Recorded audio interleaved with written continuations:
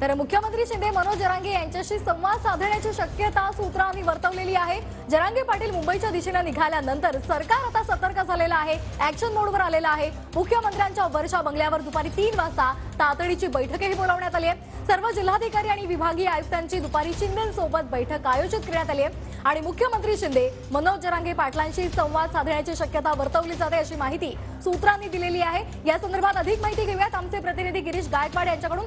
गिरीश, जरांगे आता निघालेले आहेत अंतरवाली सराटीमधून मुंबईकडे जाणार असा ठाम निर्धार त्यांनी व्यक्त केलेला आहे।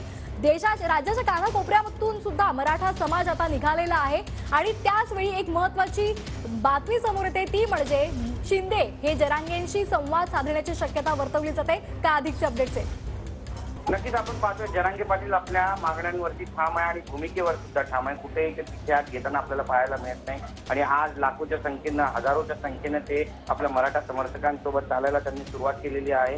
मुंबईवरती ते कूच करतायत, त्यांचं बॅनर पोस्टर देखील जाहीर झालेलं आहे आणि हेच कारण आहे की आता सरकार सुद्धा ऍक्शन मोडमध्ये आलेलं आहे। महाराष्ट्राचे मुख्यमंत्री एकनाथ शिंदे यांनी वर्षा बंगल्यावर आज दुपारी 3 वाजता सर्व जिल्हाधिकारी आणि विभागीय आयुक्तांची तातडीची बैठक बोलावलेली आहे। मराठा आरक्षणासंदर्भातली इत्थंभूत माहिती मुख्यमंत्री स्वतः घेणार असल्याची माहिती आहे। कायद्याची प्रक्रिया सुरू असताना जरांगे पाटील घेत असलेली भूमिका ही टोकाची असल्याचं सरकारचं ठाम मत आहे आणि त्यामुळे कुठे ना कुठेतरी याचा जो फटका आहे तो सर्वसामान्य नागरिकांना बसेल।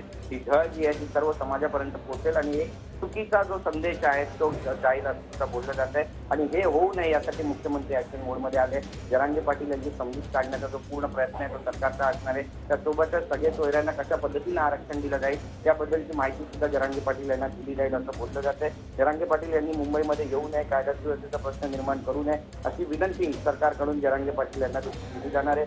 गिरीश महाजन, उदय सामंत, शंभूराजे देसाई आणि इतर नेत्यांचं जे शिष्टमंडळ आहे त्यांना हे स्पेशल टास्क दिलं जाईल आणि रस्त्याचं जरांगे पाटील यांची समजूत काढून त्या ठिकाणी नेमकी सरकारची भूमिका काय, मराठ्यांना आरक्षण जर द्यायचं तर ते कोणत्या आधारावर दिलं जाणार आहे आणि आतापर्यंत सरकारने मराठा आरक्षणासंदर्भात कोणकोणती भूमिका घेतलेली आहे, किती नोंदी सापडलेल्या आहेत आणि कशा पद्धतीचे आदेश जे आहेत ते सर्व जिल्हाधिकाऱ्यांना देण्यात आलेले आहेत। मराठा कुणबी यांना जे प्रमाणपत्र मिळणार आहे ते कोणत्या आधारावर मिळणार आहे याची माहिती सुद्धा जरांगे पाटील यांना दिली जाणार आहे। त्यामुळे आजचा दिवस अत्यंत महत्त्वाचा आहे कारण मुख्यमंत्री स्वतः ऍक्शन मोडमध्ये सर्व विभागीय आयुक्तांची बैठक बोलावलेली आहे, त्यासोबत जिल्हाधिकाऱ्यांची बैठक बोलावलेली आहे आणि यानंतर जी कायदा सुव्यवस्थेचा प्रश्न आहे त्याबद्दलची बैठक सुद्धा मुख्यमंत्री घेणार असल्याची माहिती मिळते आणि संपूर्ण महाराष्ट्रामध्ये सध्या काय वातावरण आहे या संपूर्ण प्रकरणावर त्याची देखील इत्थंभूत माहिती घेतली जाईल। जरांगे पाटील यांना कन्व्हिन्स करण्याचा जो प्रयत्न तो सरकारचा असणार आहे पण जरांगे पाटील ज्या पद्धतीने भूमिका घेत आहेत ज्या पद्धतीने नक्कीच धन्यवाद गिरीश आपण दिलेल्या या माहितीसाठी। तर आज दुपारी 3 वाजता वर्षा बंगल्यावर बैठकीचं आयोजन करण्यात आलेलं आहे आणि या बैठकीकडे आता सर्वांच्या नजरा लागले।